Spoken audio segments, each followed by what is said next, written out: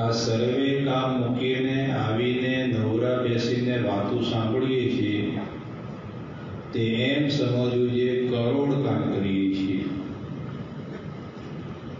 તે શું છે?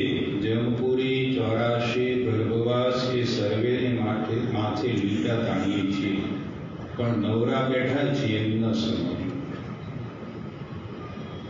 પૂર્ણાથી સ્વામી કહે છે અહીં આપણે સભામાં શું ક્રિયા કરીએ? બધા નાણાં ફેરવતા આવીએ ફિઝિકલ, બાકી કોઈ મુવમેન્ટ તો છે ને. સ્વામી કે નવરા બેઠા છીએ અને વાતો સાંભળીએ એમ ના સમજવું, કરોડ કામ કરીએ. પૂર્ણાધીશે તો અક્ષરના અનંત એક વડે અનંત ઉતરે કરોડ છે એ ઓછી વાત ના હોય. નવરા બેસીને કરોડ કામ થાય એવું તમને કોઈ દુનિયામાં સમજાવી શકે? તો શું કર્યા વગર કરોડ કામ થાય? સ્વામી કે થાય. જમપુરી 84 ને ગર્ભવાસ માથે લીટા તાણી લે ખોટું કરો તાણીએ છીએ. આપણું મન છે ને વેપારી મન છે. આપણા સંબંધો છે ને એ વેપારી સંબંધ જ છે. હું આની જોડે સંબંધ રાખું મને શું ફાયદો? બરાબર ને? કોઈ પણ પ્રસંગ તમારો શેરી હોય, સોસાયટી હોય, તમારું જ્ઞાતિ સમાજનું એ ફંક્શન, મને શું ફાયદો? તમને કયો દીકરો ગમે? બે દીકરા હોય, બે મોટા થઈ ગયા, બે કમાતા, પણ કયો દીકરો ગમે? કમાવો, વધારે કમાતો નહીં ગમે, લક્ષણ પછી વાત છે. કમાવો દીકરો આપણને ગમે. આપણો સંબંધ કેવો છે? લાભ ક્યાં મળે? એટલે સત્સંગમાં પણ એક બુદ્ધિ કામ આવે. બુદ્ધિ તો એક જ છે. એટલે સત્સંગમાં આપણને શું લાભ થાય છે? 2 કલાક ખોટા કરીને આવવાનું. એવી કોઈ દિવસ સરસ સિલેક્ટ કર્યો રવિવારે અને બાકીઓ 25,000 નો નફો જતો કરીને રવિ સભા ભરી એટલે કથા બધા સાંભળવી. તો આપણી બુદ્ધિ, આપણા વિચારો હંમેશા લાભ માટે જ ટેવાયેલા હોય. એટલે સત્સંગમાં આપણે વિચાર્યું લાભ શું? સભામાં જઈએ, સત્સંગ કરીએ, ઘર સભા કરીએ, વાંચન કરીએ, પ્રવચન સાંભળી, લાભ શું? સ્વામી કરોડ કામ કરીએ છીએ, ઓછો લાભ છે આપણે વિચારતા નથી. લૌકિક લાભ કેવા છે? આવે જાય. સ્વામી વાતો લીધું જેટલું કઈ માયાની સુખ છે દુઃખ વિનાનો હોય. પૈસા આવે ત્યારે રાજી થઈ જાય, ત્યારે દુઃખી થઈ નતા ત્યાં સુખી જતા.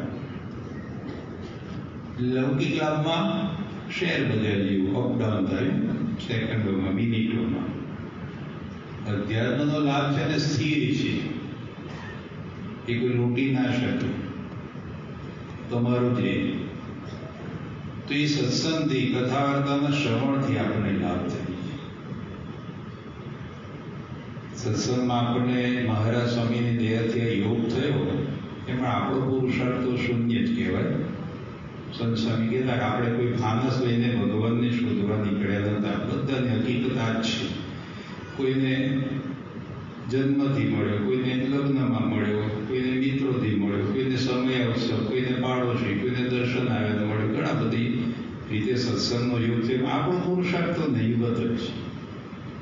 ભગવાનને સંતની કૃપા છે.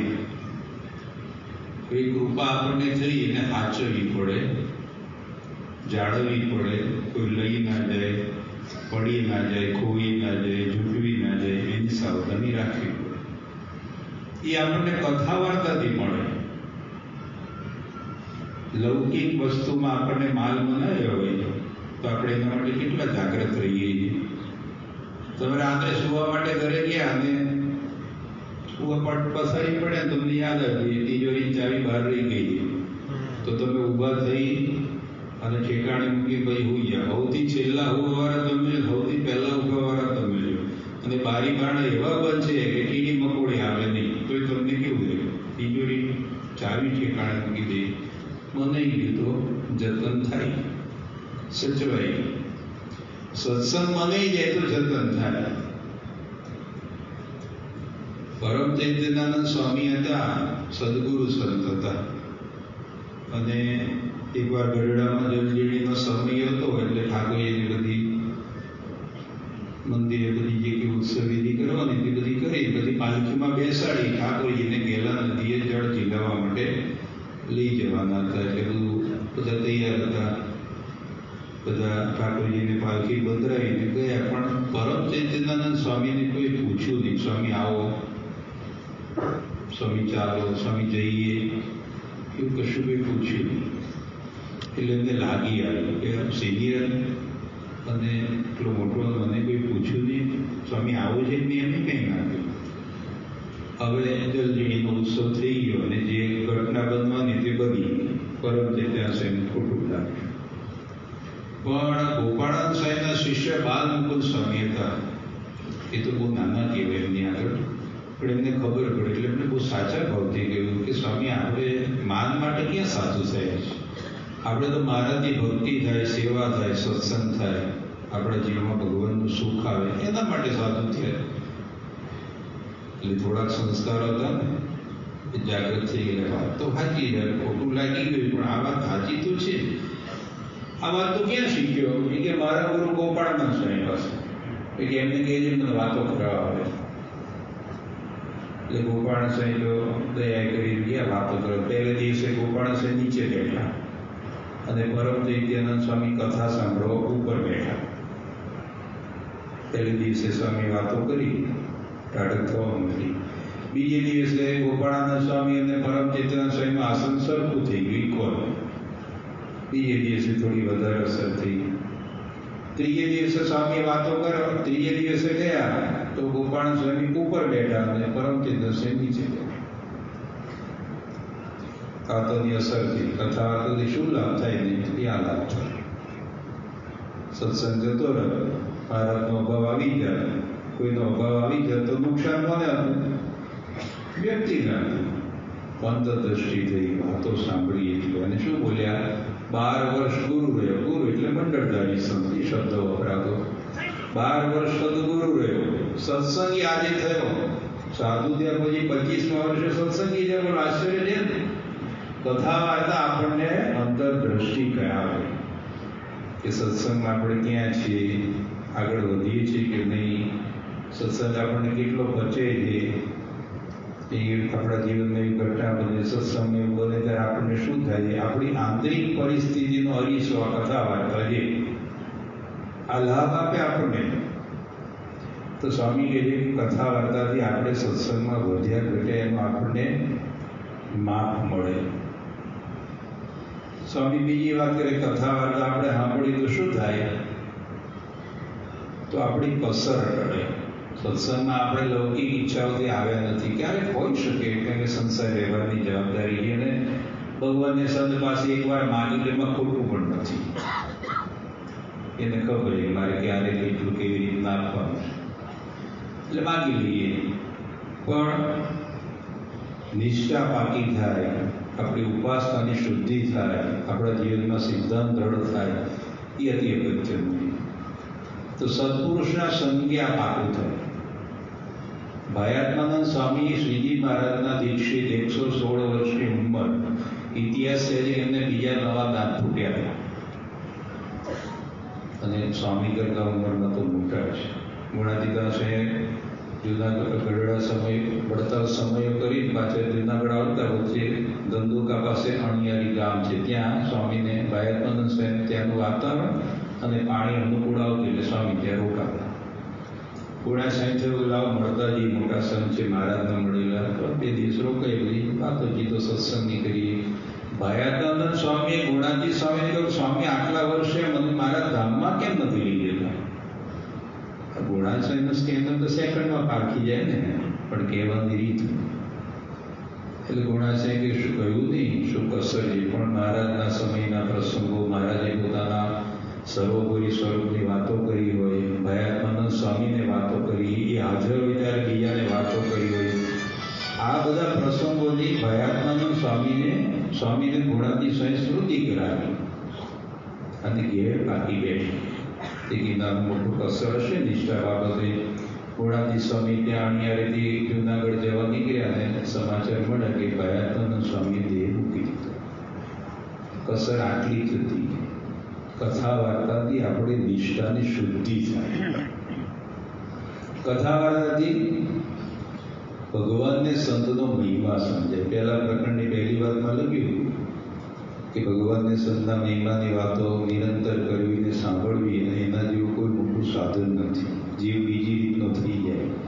મોહન સાહેબ મહારાજે પણ આપણને આ સ્ટેજ પરથી ઘણી વાર પ્રાપ્તિની વાત, મહિમાનો વિચાર કરવો ઘણી વાર કહ્યું છે.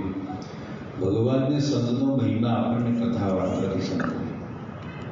રઘુવીરજી મહારાજ વડતાલ દેશના આચાર્ય, ગાદીપતિ, ગુરુપદે સ્વામી ભેગા વિચરણ કરતા હતા ને એમને પ્રસાદીનો મેળો ગુણાતી સેનાપતિ સ્વામી જમો. સ્વામી હાથમાં પકડી રાખ્યો.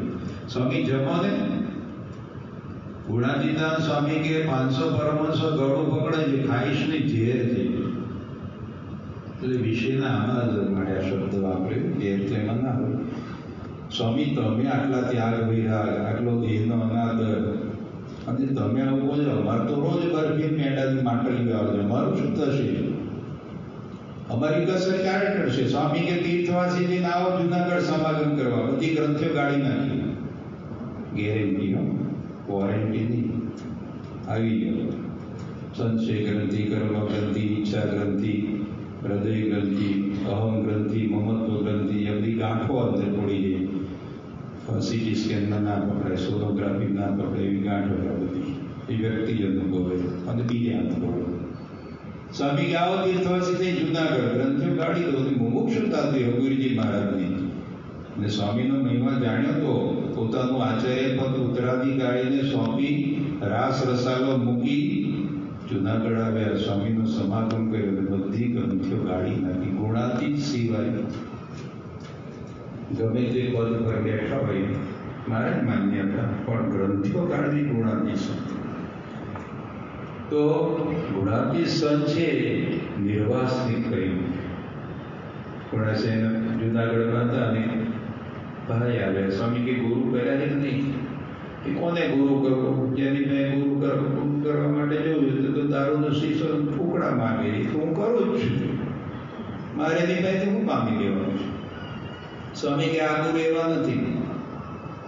આવો સ્વામી સત્સંગની વાતો કરી, કંઠી પહેરાતા પહેલા પંચવર્તમાની વાતો કરી, દારૂ ના પીવું, ચોરી ના કરી, માંસાહાર ના કરવું, વિચાર ન કરવો, પવિત્રપણે રહેવું, આ બધા મહારાજના આપેલા નિયમો સમજાવે કે આ રીતે રહેવાનું. એ કે સ્વામી જો દારૂ નહીં પીવું, ચોરી નહીં કરવું, માંસાહાર નહીં કરવું, પવિત્રપણે રહીશું. વ્યભિચારની હું ગેરંટી નથી આપતો, કારણ કે મેં તાંબાની ભસ્મો અને ચકલાની જીભ એટલી બધી ખાધી છે ને કે મારામાં એટલું બધું કામ વ્યાપે છે. એટલે એ મારી ગેરંટી નથી. બાકી આ 4 નિયમો પાડીશ. સ્વામી કંઠી પહેરાવી. સ્વામી કે સામે બેસી જાય. મારી આંખોમાં આંખ મળાવી 5 માળા ફેરવો. ગુણાશ્રય ત્યાં બેઠા અને પેલા હરિભક્તો બેઠા ત્યાં 5 માળા ફેરવી કામદોષ આંખમાંથી ખેંચી લીધો. સૌગરી ઋષિએ 60,000 વર્ષ પાણીમાં તપ કર્યું. લાખ વર્ષ જ્યાં બધા 60,000 વર્ષ પાણીમાં આટલો ડૂબેલો વ્યક્તિને તો શરીર કેવું થઈ જાય? આટલો નીચોય પડ્યો નહીં. માછલાનું મૈથુન જોયું અને લગ્ન જીવી માંડ્યું. 60,000 વર્ષનું તપ પાણીમાં. ગુણાશે કે આને બેસ, માળા ફેરવો. નિષ્કામી કરી દીધા. ગુણાતી સંતનું સામર્થ્ય છે કે પૂર્વે ઘણા મુમુક્ષો સાચા ભાવથી પ્રામાણિકતાથી સાધના કરી પણ સ્વભાવ દોષ કસયા નથી. જે સત્પુરુષના સંગે એની વાતોથી, એની વાતોમાં વિશ્વાસથી આ બધા સ્વભાવ ટળી ગયા. તો ગુણાતી સંતનો આપણને મહિમા સમજાય.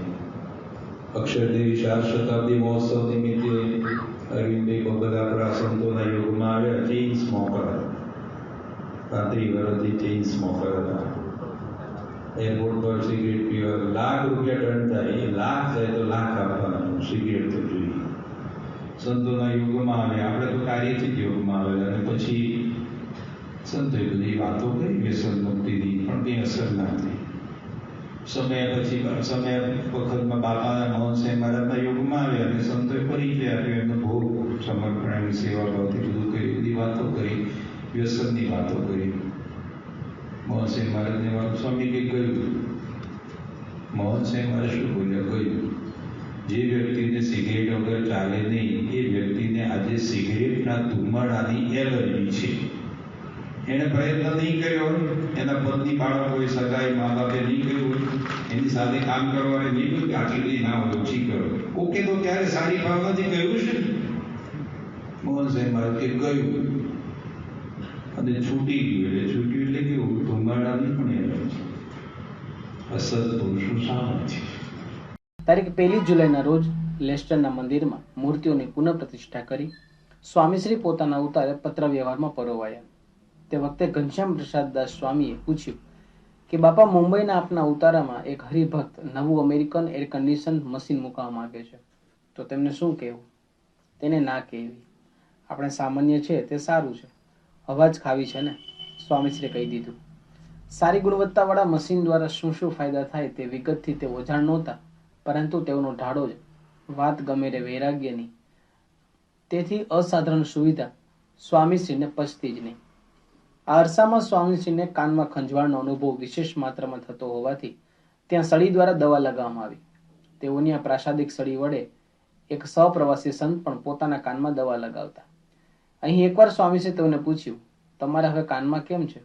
સારું છે બાપા. તો એક કામ કરો, તમારી પ્રસાદીની સળીથી મારા કાનમાં દવા લગાવો. તમને સારું થઈ ગયું તો મને પણ થાય. સ્વામીશ્રીની આ માર્મિક ટકોરથી ચારે બાજુ રમૂજની રંગે રેલ ચલાઈ રહી.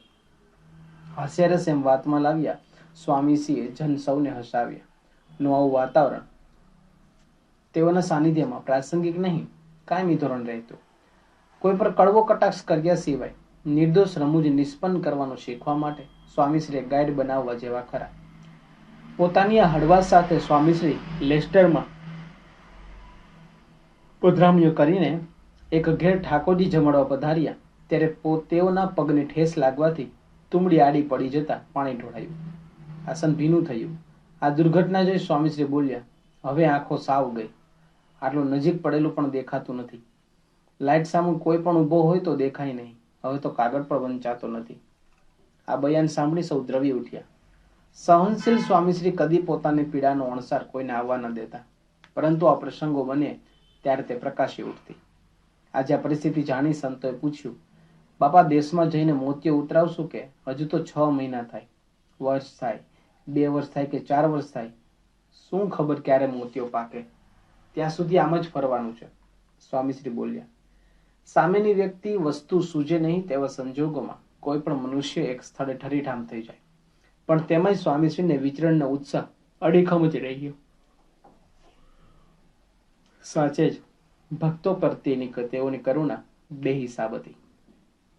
તારીખ 2 જુલાઈના રોજ લેસ્ટરથી ભાવભીની વિદાય લઈ સવારે 11 વાગ્યે વેલિંગબરોના મંદિરે આવી પહોંચેલા સ્વામીશ્રીના સ્વાગતમાં સત્સંગીઓની સાથે BBC સંસ્થાના ખબરપત્રીઓ પણ ઉપસ્થિત હતા. તેઓએ કચકડે કેદ કરેલી સ્વામીશ્રીની તસવીરોથી લુક ઈસ્ટ કાર્યક્રમ અંતર્ગત આશરે 25 થી 30 લાખ વ્યક્તિઓને સ્વામીશ્રીના દર્શન થઈ ગયા.